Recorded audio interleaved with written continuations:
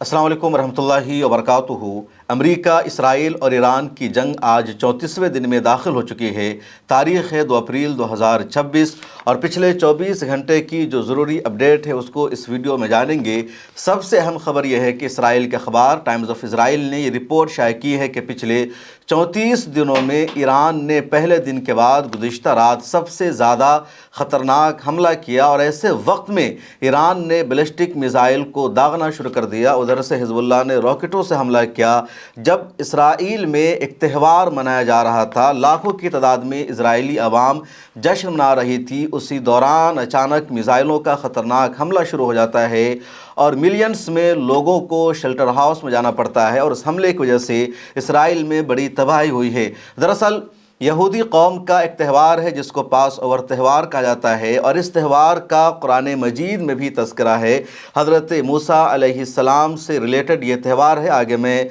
या इस वीडियो के आखिर में मुकम्मल तौर पर तफसील से बताऊंगा। गुज़िश्ता रात जो हुआ वो ये कि ईरान ने बैलिस्टिक मिसाइल से हमला किया सेंट्रल इसराइल में, तिल अबीब में, नॉर्थ इसराइल में और इसराइल के 3-4 शहरों में बड़ी तबाही देखी गई है। ख़ास तौर पर इसराइल का जो शहर है पेठा टिकवा, रोशेबाइन और बेनी बराक, इन शहरों में ईरान का बैलिस्टिक मिसाइल जाकर गिरता है, पूरे कम्प्लेक्स को वो तबाह कर देता है। इसराइल का जो एयर डिफेंस सिस्टम है वो रोकने में नाकाम रहा क्योंकि इसराइल के पास अब इंटरसेप्टर की कमी है, शॉर्टेज है और रोज़ाना अब 2-4 ईरान का मिसाइल टारगेट को जाकर लगता है और इसराइल का एयर डिफेंस सिस्टम नहीं रोक पाता है। उमूमन इसराइली अवाम बंकर में रहती है, शेल्टर हाउस में रहती है, कम हलाकत होती है, लेकिन गुज़िश्ता रात इसराइली अवाम त्यौहार मना रही थी, सड़कों पर थी और उसी दौरान मिसाइल जाकर टारगेट को लगता है और कई इलाकों में तबाही की, मरने की खबरें सामने आई है। जैसे बेनी बराक की एक वीडियो वायरल हो रही है सोशल मीडिया पर जिसमें देखा जा रहा है बैलिस्टिक मिसाइल गिरता है और उसकी वजह से वहाँ पर पानी की जो पाइप थी, जो लाइन थी वो फट जाती है और पूरी सड़क पानी में तब्दील हो जाती है। ऐसा लगता है इसराइल में सैलाब आ गया है। उसके अलावा एक और वीडियो सामने आई जिसमें देखा जा रहा है कि वहाँ पर कई इमारतें थी, वो ज़मीन दोज़ हो गई है, गाड़ियों में आग लग गई है। हिज़्बुल्लाह ने भी रॉकेट से हमला किया और टाइम्स ऑफ इसराइल की रिपोर्ट के मुताबिक 1-2 नहीं बल्कि 50 से ज़्यादा रॉकेट का इस्तेमाल किया हिज़्बुल्लाह ने हमला के लिए। और हिज़्बुल्लाह के रॉकेट हमले में पूरा एक कमर्शियल कॉम्प्लेक्स से किसी कंपनी का ऑफिस था, उस पूरे में आग लग जाती है, पूरी ऑफिस तहस नहस हो जाती है, ऊपर की चीज़ें नीचे गिर जाती है। हालांकि उस ऑफिस में उस वक्त कोई नहीं था क्योंकि रात के वक्त हमला हुआ था और पहले से ही इसराइल में तमाम चीज़ें बंद है, तमाम शहरियों को बंकरों में, शेल्टर हाउस में रहने के लिए कहा जाता है। लेकिन इस वीडियो को आप देखेंगे तो आपको अंदाज़ा लगेगा कि हिज़्बुल्लाह के हमले में भी इसराइल की कितनी तबाही हो रही है और किस तरह इसराइल को जगह जगह नुकसान हो रहा है। सेंट्रल इसराइल और तिल अबीब में भी ईरान के बैलिस्टिक मिसाइलों ने अच्छा खासा नुकसान किया। टाइम्स ऑफ इसराइल की रिपोर्ट के मुताबिक गुज़िश्ता रात भी ईरान ने क्लस्टर बमों वाले मिसाइल का इस्तेमाल किया और क्लस्टर बमों वाले मिसाइल में बहुत सारे वारहेड होते हैं, पूरे इलाका में फैल जाते हैं और उसकी वजह से जगह जगह हमला होता है। टाइम्स ऑफ इसराइल का दावा है कि इस साल पास ओवर का जो त्यौहार है जो 7-8 दिनों तक मनाया जाता है अब खुले में नहीं मनाया जाएगा। इसराइल की आर्मी ने, IDF ने पहले ही वार्निंग दे दी थी, मुतनब्बे कर दिया था कि ईरान का हमला आज ज़्यादा ख़तरनाक हो सकता है और वही हुआ। 28 फरवरी को जब अमेरिका और इसराइल ने ईरान पर हमले का आगाज़ किया, ईरान के सुप्रीम लीडर को शहीद कर दिया, तो उस हमले के जवाब में पहले दिन सबसे ज़्यादा ईरान ने इसराइल पर बैलिस्टिक मिसाइल दागा था और तकरीबन 90 मिसाइल ईरान की तरफ से इसराइल पर फायर की गई थी। उसके बाद रोज़ाना 5 मिसाइल फायर की जाती है ईरान से इसराइल की तरफ, लेकिन गुज़िश्ता रात में 10 से ज़्यादा तकरीबन 15 मिसाइल दागी गई ईरान से इसराइल की तरफ। उसके अलावा हिज़्बुल्लाह ने हमला किया और ईरान ने इस मौका की तलाश की थी कि जैसे ही इजरायली आवाम सड़कों पर आएगी उनको निशाना बनाया जाएगा और इसीलिए ख़बर है कि गुज़िश्ता रात में सबसे ज़्यादा ईरान के हमले में इसराइल में लोग ज़ख्मी हुए हैं। लेकिन इसराइल ने इस डेटा को अभी तक जारी नहीं किया है। इसराइल की हेल्थ मिनिस्ट्री ने भी अभी कोई भी बुलेटिन जारी नहीं किया है। इसराइल को इस वक्त एक और मुसीबत का सामना है। दरअसल पूरे इसराइल को आंधी और तूफ़ान का सामना है। इसराइल में आज दिन में शदीद आंधी देखी जा रही है, तूफ़ान देखा जा रहा है और कहा जा रहा है कि अफ्रीका की साइड से मेडिटेरियन सी के ज़रिए आंधी इसराइल में पहुंची है اور اسرائیل کی ہیلتھ منسٹری نے، حکومت نے تمام شہریوں سے کہا ہے وہ آج اپنے گھر سے باہر نہ نکلے، کام پر نہ جائے، گھر کے اندر رہے، بنکروں میں چھپ کر رہے، کیونکہ دو طرفہ حملہ آج ہوا ہے۔ ایک طرف آندھی ہے، طوفان ہے، قدرتی مصیبت کا، آفت کا سامنا ہے، اور ادھر سے ایران کا حملہ بھی خطرناک طریقے سے ہو سکتا ہے۔ خبر ہے کہ لبنان میں جہاں حزب اللہ اور اسرائیل کے درمیان لڑائی جاری ہے، وہاں حزب اللہ کے لڑاکوں کی طرف سے لگاتار اسرائیلی آرمی کو لبنان سے باہر نکلنے پر مجبور کیا جا رہا ہے، اور ساؤتھ لبنان میں جن علاقوں کا اسرائیلی آرمی نے کنٹرول حاصل کر لیا تھا، وہاں سے اب اسرائیلی آرمی باہر نکل رہی ہے۔ 90 سے زیادہ مرکبہ ٹینک کو حزب اللہ نے اسرائیل کا تباہ کر دیا ہے، دوسری گاڑیوں کو تباہ کر دیا ہے، اور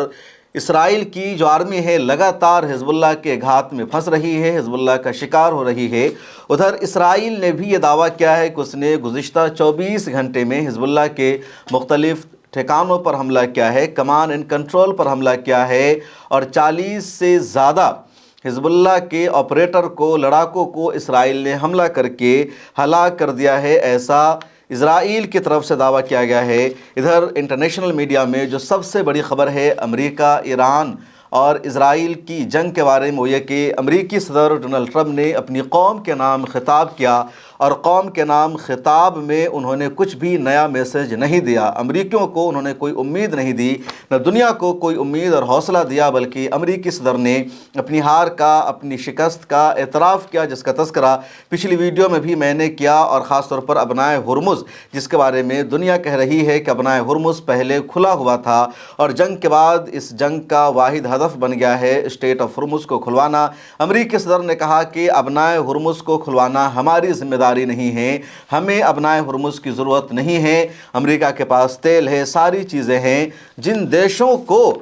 گلف سے ضرورت ہے تیل کی، گیس کی، یا وہاں سے دوسری چیزوں کو امپورٹ یا ایکسپورٹ کرنے کی، ان کی ذمہ داری ہے ابنائے ہرمز کو کھلوانا۔ ٹرمپ نے کہا کہ چین، ساؤتھ کوریا، جاپان جیسے دیشوں کو آگے آنا چاہیے اور ابنائے ہرمز کو کھلوانا چاہیے۔ ٹرمپ نے یہ بھی کہا کہ امریکہ کا ہدف اور مقصد ایران میں پورا ہو گیا ہے، اور اگلے چند دنوں میں امریکہ اس جنگ سے باہر نکل جائے گا۔ حالانکہ ٹرمپ نے یہ دھمکی بھی دی اگلے چند ہفتوں میں امریکہ کا ایران پر خطرناک حملہ ہوگا، پاور پلانٹس کو تباہ کر دیا جائے گا، اور اس کے بعد امریکہ باہر نکل جائے گا۔ امریکہ ایران کو پتھر کے زمانے میں لے کر جائے گا۔ امریکہ کے ڈیفنس منسٹر پیٹ ہیگسٹ نے بھی اسی طرح کا ٹویٹ کیا اور لکھ دیا کہ پتھر کا زمانہ۔ تو یہ امریکی صدر ٹرمپ کی طرف سے ایران کو دھمکی دی گئی۔ اس کے علاوہ امریکہ نے یہ بھی کہا کہ ایران کی جو نیوی ہے، ان کی جو میزائل کی سائٹس ہے، ان کی جو ایئر فورس ہے، سب کو ہم نے تباہ کر دیا ہے، اور روزانہ امریکی صدر سے اسی طرح کا اعلان ہوتا ہے۔ دنیا بھر کی میڈیا نے یہ بھی اعتراف کیا ہے کہ امریکی صدر ڈونلڈ ٹرمپ کے بیان میں تضاد ہے، واضح میسج نہیں ہے۔ ایسا لگتا ہے کہ وہ سب سے زیادہ بکھلائے ہوئے ہیں، اور وہ اس ویڈیو کی طرح ہے۔ سوشل میڈیا پر ایک ویڈیو وائرل ہو رہی ہے، دراصل ایک جانور ہے، ایک بھینس ہے، جو ایک درخت میں تھوڑا سا جو سوراخ ہو جاتا ہے اس میں اپنے سر کو مار رہا ہے، اور وہ پھنس گیا ہوا ہے، نہ تو وہ درخت کو توڑ پا رہا ہے، اکھاڑ رہا ہے، نہ باہر نکال پا رہا ہے۔ تو اس ویڈیو کو شیئر کر کے کہا جا رہا ہے کہ صورتحال امریکہ کی، امریکی صدر کی اور دنیا کا سپر پاور اب ایران سے اس جنگ سے نکلنے کی کوشش کر رہا ہے۔ ادھر نیو یارک ٹائمز نے ایک رپورٹ شائع کی ہے۔ نیو یارک ٹائمز کی رپورٹ میں کہا گیا ہے کہ جو امریکی ایجنسی ہے، جو امریکہ کے خفیہ ادارے ہیں، انہوں نے ایران کے بارے میں یہ جانکاری دی ہے کہ ایران فی الحال اس جنگ کو ختم کرنے کے موڈ میں نہیں ہے۔ امریکہ اس جنگ کو ہر حال میں اینڈ کرنا چاہتا ہے، ختم کرنا چاہتا ہے۔ چین کی امریکہ نے مدد لی ہے، جو آپ جانتے ہیں، لیکن خفیہ ایجنسی امریکہ کے کہہ رہی ہے کہ ایران کی جو موجودہ قیادت ہے، جو IRGC ہے، وہ چاہتی ہے کہ ابھی تک اس جنگ میں ایران کو اپر ہینڈ حاصل ہے۔ ایران امریکہ کو نقصان پہنچا رہا ہے،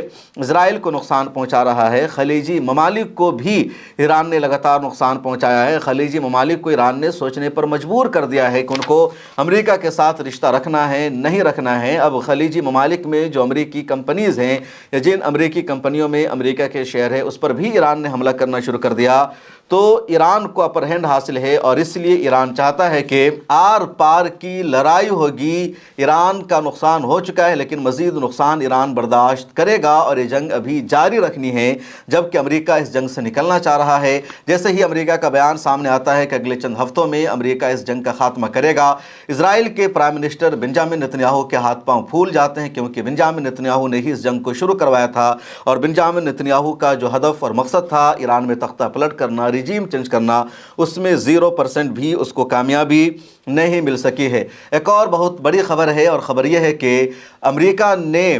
بغداد میں اپنی ایمبیسی کی طرف سے نوٹس ایشو کیا ہے، اور عراق میں رہنے والے تمام امریکیوں سے کہا گیا ہے کہ وہ اگلے 24 سے 48 گھنٹے میں عراق کو خالی کر دے، عراق کو چھوڑ دے، کیونکہ عراق میں جو ایران نواز گروپ ہے، عراق کی جو ملیشیا ہے، اس کا خطرناک حملہ ہو سکتا ہے، اور حملہ جاری ہے۔ چن چن کر امریکی آرمی کو مارا جا رہا ہے، امریکی شہری کو مارا جا رہا ہے۔ ایک دن پہلے کی رپورٹ ہے کہ ایک امریکی جرنلسٹ کو عراق میں ایران نواز گروپ نے اغوا کر لیا، کڈنیپ کر لیا، اور ابھی تک اس امریکی جرنلسٹ کا پتہ نہیں چل سکا ہے۔ عراق میں سب سے زیادہ امریکی آرمی بھی رہتی ہے، عراق پر قبضہ کر کے امریکہ نے اپنی آرمی کو بیٹھا رکھا ہے، کیونکہ جب امریکہ نے صدام حسین کی حکومت پر حملہ کیا، صدام حسین کو گرفتار کر لیا، تو صدام حسین اکیلے لڑ رہے تھے۔ جس طرح آج ایران کو کوئی مسلم دیش سپورٹ نہیں کر رہا ہے، اس وقت صدام حسین کو بھی کوئی دیش سپورٹ نہیں کیا تھا، اور امریکی آرمی وہاں پر پہنچ گئی تھی، بلکہ پڑوسی دیشوں سے، ایران سے اس وقت صدام حسین کے خلاف نعرے لگائے گئے تھے۔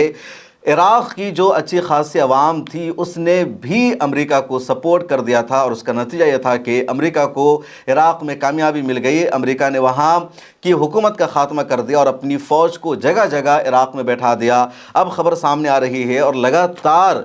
بغداد میں موجود امریکی ایمبیسی کی طرف سے نوٹس ایشو کیا جاتا ہے کہ تمام امریکیوں کو عراق کو خالی کر دینا چاہیے۔ امریکہ کی طرف سے گراؤنڈ انویژن کی دھمکی بھی دی جا رہی ہے۔ دراصل کچھ ایکسپرٹ یہ تجزیہ کرتے ہیں کہ امریکہ ایران کو دھوکہ دے رہا ہے، بہلا رہا ہے۔ امریکہ اس طرح کی باتیں کر کے کب وہ اس جنگ کو ختم کرنا چاہتا ہے، ایران کی توجہ کو بھٹکا رہا ہے، اور اس دوران امریکہ گراؤنڈ انویژن کرے گا، اپنی آرمی کو اتارے گا، اور خرگ آئلینڈ جو ایران کے لیے شہ رگ کی حیثیت رکھتی ہے، جہاں سے 90% تیل نکلتا ہے، اس پر امریکہ قبضہ کرنا چاہتا ہے، اپنی آرمی کو اتارنا چاہتا ہے۔ اور جیسے ہی اس طرح کا تبصرہ اور تجزیہ سامنے آیا ہے، ایران کے آرمی چیف عامر حطامی نے اپنی آرمی سے خطاب کیا۔ یہ خطاب انہوں نے آن لائن کیا، اور اس دوران انہوں نے کھلے لفظوں میں دھمکی دی اور کہا کہ امریکی آرمی یہاں آئے، ہم ان کا خیر مقدم کر رہے ہیں، لیکن یہ بات بھی امریکی صدر یاد رکھے کہ ایک بھی امریکی آرمی یہاں سے زندہ بچ کر نہیں جائے گی۔ ہماری تیاری پوری ہے، خواہ امریکی آرمی ایران کے کسی آئلینڈ پر اترے یا ایران میں آئے، ایک بھی امریکی آرمی زندہ بچ کر نہیں جائے گی۔ عامر حطامی ایران میں آرمی چیف ہیں، اور انہوں نے سبھی آرمی سے آن لائن خطاب کیا، خواہ وہ ایران کی نیوی ہو، ایئر فورس ہو، میزائل کمانڈ ہو، سینٹرل کمانڈ ہو، سبھی سے آن لائن عامر حطامی نے خطاب کر کے دھمکی دی۔ ادھر ایران کی جو مرکزی آرمی ہے، اس کی جو خاتم الانبیاء بٹالین ہے، اس کے پروکتا، اس کے اسپوک پرسن ابراہیم نے بھی پریس کانفرنس کا انعقاد کیا، اور ویڈیو جاری کر کے انہوں نے کہا کہ امریکہ یہ جو بار بار دعویٰ کر رہا ہے کہ ہم نے ایران کے میزائلوں کو تباہ کر دیا ہے، میزائل لانچر کو تباہ کر دیا ہے، زیر زمین جو ہمارا میزائل شہر ہے اس کو تباہ کر دیا ہے، تو امریکہ کا یہ دعویٰ سراسر جھوٹ ہے، حقیقت کے خلاف ہے، کیونکہ ایران میں ایسی جگہوں پر میزائلیں رکھی گئی ہے جہاں تک امریکہ نہیں پہنچ سکتا ہے، اور نہ ہی زیر زمین ہمارے چھپے ہوئے میزائلوں کو امریکہ باہر نکال سکتا ہے، ان کو تباہ کر سکتا ہے۔ امریکہ کا یہ جو دعویٰ ہے سراسر جھوٹ پر مبنی ہے، اس میں کوئی بھی سچائی نہیں ہے۔ حوثیوں نے بھی ایک بڑا اعلان کر دیا ہے، اور حوثیوں نے عرب دیشوں کو مخاطب کیا ہے۔ حوثیوں نے خلیجی ممالک کو مخاطب کرتے ہوئے کہا کہ اگر کسی بھی خلیجی دیش نے ایران پر حملہ کیا، اس جنگ کو جوائن کیا، تو پھر حوثی باب المندب کو یمن میں بند کر دیں گے، اور اس کو بند کرنے کا سب سے زیادہ نقصان ہوگا سعودی عرب کو، کیونکہ سعودی عرب کے پاس ہی ایک متبادل آپشن ہے ریڈ سی، اور ریڈ سی کے دروازے پر باب المندب ہے، اور یہ بھی ایک چیک پوائنٹ ہے دنیا میں جہاں حوثیوں کا کنٹرول ہے۔ پچھلی جنگ میں بھی حوثیوں نے اسے بند کر دیا تھا، تو حوثیوں نے فی الحال باب المندب کو بند نہیں کیا ہے لیکن دھمکی دی ہے۔ اس کے علاوہ پوری دنیا کے لیے بھی باب المندب بہت زیادہ اہم ہے، کیونکہ پوری دنیا کی جو تجارت ہے 12% عالمی تجارت کے لیے یہی باب المندب گزرگاہ ہے، روٹ ہے، تو پوری دنیا پر اثر پڑے گا اور سوئس کنال متبادل نہیں ہو پائے گا، بلکہ یورپ، افریقہ اور ایشیا کا جو رابطہ ہے، جو کانٹیکٹ ہے، سیدھے ختم ہو جائے گا۔ باب المندب کے بند ہونے کی وجہ سے لمبا چکر کاٹ کر آنا پڑے گا۔ تو حوثیوں نے دھمکی دی ہے اور ابھی تک عرب دیشوں نے دانش مندی سے کام لیا ہے، اس جنگ کو انہوں نے جوائن نہیں کیا ہے۔ لگاتار یہ تجزیہ سامنے آ رہا ہے کہ یونائٹڈ عرب امارات اس جنگ کو جوائن کر سکتا ہے اگلے چند دنوں میں۔ اس کے علاوہ ابنائے ہرمز کو لے کر یو اے کا ایک بیان بھی سامنے آیا کہ اگر اسٹریٹ آف ہرمز کو اوپن نہیں کیا گیا تو U A E military option پر غور کر رہا ہے، کیونکہ سب سے زیادہ اسی کو نقصان ہو رہا ہے۔ اب تک ایران نے جتنے حملے کیے ان میں سے 49% اکیلے حملہ ایران نے یو اے ای پر ہی کیا ہے، اور یو اے ای کا اسرائیل سے قریبی تعلق بھی ہے۔ تو یو اے ای اور ایران کے درمیان جو کشیدگی ہے وہ اور زیادہ بڑھ چکی ہے، لیکن فی الحال ابھی تک کسی بھی عرب دیش نے اس جنگ کو جوائن نہیں کیا ہے۔ حالانکہ پوری کوشش کی گئی ہے ایران کی طرف سے بھی اور اسرائیل کی طرف سے بھی، امریکہ کی طرف سے بھی، کہ سعودی عرب، قطر اور دوسرے خلیجی ممالک اس جنگ کا حصہ بن جائے، لیکن ایسا نہیں ہوا۔ اسرائیل نے فالس فلیگ حملہ کیا سعودی عرب پر اور کچھ دوسرے دیشوں پر، ادھر ایران نے بھی ان دیشوں پر حملہ کیا اور ان کے ایسٹس پر حملہ کیا، امریکی فوجی اڈوں کے علاوہ، تاکہ یہ ممالک بھی اس جنگ کا حصہ بن جائے اور پھر ہم ان پر اپنی مرضی سے حملہ کرے۔ لیکن سعودی عرب اور دوسرے عرب ممالک نے فی الحال اس طرح کی غلطی نہیں کی ہے، اس جنگ کو انہوں نے جوائن نہیں کیا ہے، اور عرب دیشوں کے اس حکمت عملی کی دنیا بھر میں تعریف ہو رہی ہے۔ ایران کی تسنیم نیوز ایجنسی نے خبر شائع کی ہے اور اس خبر میں یہ دعویٰ کیا گیا ہے کہ حنظلہ گروپ نے، جو ہیکرز گروپ ہے ایران کا، اس نے اسرائیل کے ڈیفنس نیٹ ورک کو ہیک کر لیا ہے، پورے سسٹم کو تباہ کر دیا ہے، اس طرح کا دعویٰ کیا گیا ہے۔ ادھر ایک اور خبر سامنے آئی ہے کہ 8 مسلم دیشوں نے اسرائیل کی پارلیمنٹ سے پاس ہونے والے قانون کی مذمت کی ہے۔ دراصل پچھلے دنوں اسرائیل کی پارلیمنٹ نے ایک قانون پاس کر دیا کہ اسرائیل میں جو بھی فلسطینی قیدی ہوگا اور جس پر حملہ کرنے کا الزام ہوگا اس کو پھانسی کی سزا دی جائے گی، موت کی سزا سنائی جائے گی۔ چنانچہ آج 8 مسلم دیشوں نے اس کی سختی سے مذمت کی اور کہا کہ اسرائیل کی پارلیمنٹ اس قانون کو کالعدم قرار دے۔ جن دیشوں نے سختی سے کنڈم کیا ہے اس میں پہلا نام ہے پاکستان کا، اس کے بعد ترکی، سعودی عرب، قطر، یونائٹڈ عرب امارات، مصر، اردن اور انڈونیشیا۔ آسٹریلیا کے پرائم منسٹر کا بھی بیان سامنے آیا ہے۔ آسٹریلیا کے وزیر اعظم انتھونی البانیر، انہوں نے امریکہ کا نام لیے بغیر امریکہ کو خطاب کیا، اور اس وقت خطاب کیا جب ٹھیک انڈیا کے ٹائم کے مطابق صبح کے 4 بجے